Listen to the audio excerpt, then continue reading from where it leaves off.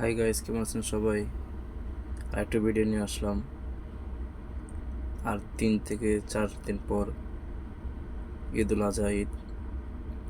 তো এই কোরবানি ঈদের উপলক্ষে প্রবাসী ভাইদের একটা কথা বলি আপনাদের উদ্দেশ্যে।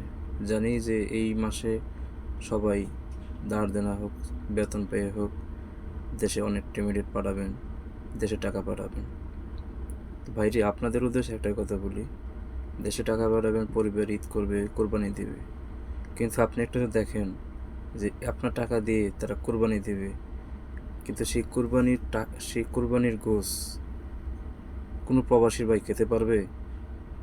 বা তার ভাগ্যে আছে সেই কোরবানির, তার কষ্টের টাকার সেই কোরবানির গোশ তার খাবার মতো তার সেই তৌফিক ভাগ্য আছে কি না? সে ভাগ্য নেই।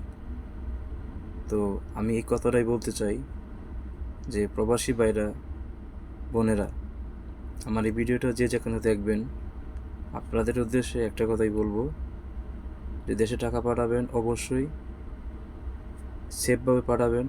পরিবারের জন্যই কষ্ট করতে আসছেন, পরিবারের জন্যই পাঠাবেন রেমিডেট আপনার কষ্টের টাকা, মাসের বেতন, যাতে আপনি 1 বছর, 5 বছর, 10 বছর যখনই আপনি সেই পরে আপনার দেশে আপনি যখন যাবেন, যেন আপনার ভবিষ্যতে আপনার লাইফের জন্য তারা যেন কিছু টাকা, অর্থ, ব্যাংকে হোক, কোনো ফান্ডে হোক, যেন তারা জমা করে রাখে।